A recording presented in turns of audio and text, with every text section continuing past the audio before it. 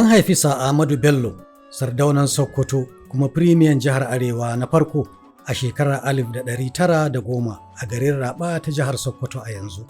Ahmadu Bello ɗa ne ga sarkin Raba Ibrahim Bello, ɗan sarkin musulmi Abubakar Atiku, ɗan sarkin musulmi Muhammadu Bello, ɗan mujaddadi Shehu Usmanu ɗan Fodiyo.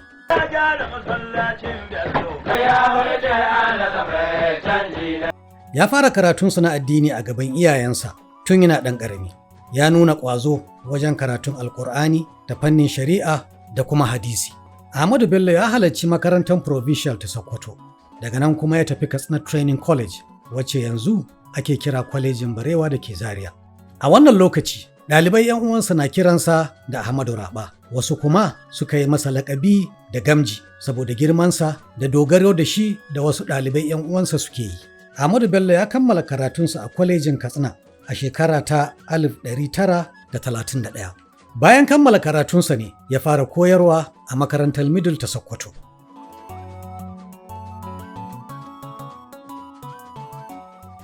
A shekarar 1934, Sarkin Musulmi Hassan ɗan Ma'azu ya naɗa Ahmadu Bello hakimin Raba inda ya gaji yayansa.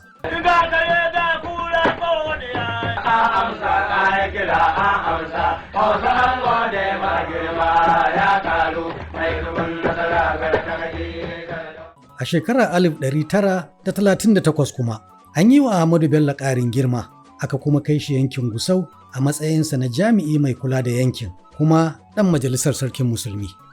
Haka kuma, a wannan shekarar ce, yana ɗan shekara 28, ya nemi sarautar sarkin musulmi, amma Allah bai yi ba, sai ɗan uwansa ne sa Abubakar Saddiq na uku ya samu wannan sarauta, Sardaunan Sakkwato, kuma aka aje shi a majalisar yankin mulki na Sokoto, kuma mai baiwa sarkin musulmi shawara fannin mulki tare da kula da gundumomi 47 da ke ƙarƙashin mulkin sarkin musulmi a Sokoto.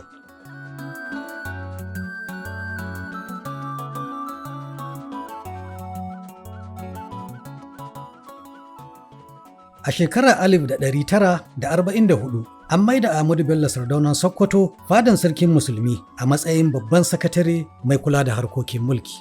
Marigayi sa Ahmadu Bello ya fara harkar siyasa ne tun a shekarar 1940 lokacin da ya shiga jam'iyyar mutanen Arewa wato Northern People's Congress, wacce ta rikide ta zama jam'iyyar siyasa a shekarar 1951.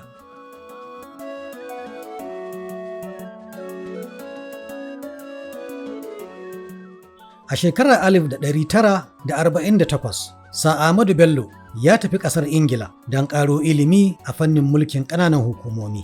Wannan dama da ya samu ya ƙara masa ilimi matuƙa akan harkar mulki.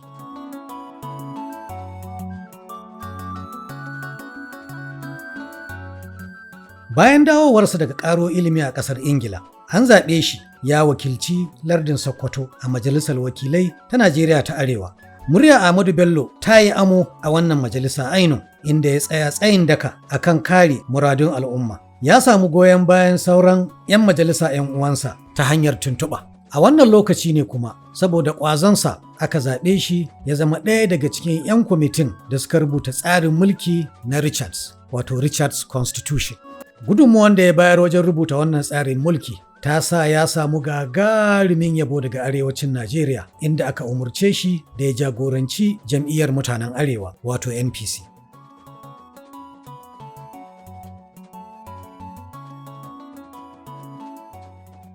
A shekarar 1952, sa Ahmadu Bello ya ci zaɓe zuwa Majalisar Wakilai ta Najeriya ta Arewa, inda ya zamo ɗan majalisar gudanarwa kuma ministan ayyuka. Ya kuma riƙe muƙamin ministan ƙananan hukumomi da kuma ci gaban al'umma.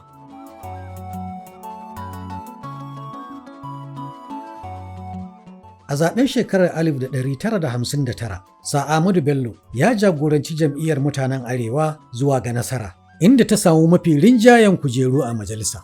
Wannan nasara ta ba jam'iyyar mutanen Arewa wato NPC dama ta yi ƙawance da jam'iyyar National Council of Nigeria and the Cameroons wato jam'iyyar NCNC ta Dr. Nnamdi Azikiwe don kafa gwamnati a matakin tarayya. Gwagwarmayar da sa Ahmadu Bello da Dr. Nnamdi Azikiwe da Chief Obafemi Awolowo da Malam Aminu Kano da dai sauransu suka yi ta tabbatar da 'yancin kan Najeriya a 1 ga watan Oktoba na shekarar 1960. Marigayi Ahmadu Bello Sardauna Sakkwato ya samu dama ya zama Firayim Ministan Najeriya na farko a matsayinsa na shugaban jam'iyyar NPC, amma ya zaɓi marigayi Abubakar Tafawa Ɓalewa ya zama Firayim Minista, shi kuwa ya zaɓi ya zauna da jama'arsa ta Arewa don ci gaban Arewa da kuma haɗin kan al'ummarta. An rantsar da Ahmadu Bello a matsayin Firimiyan Najeriya ta Arewa a ranar 1 ga watan Oktoba 1960.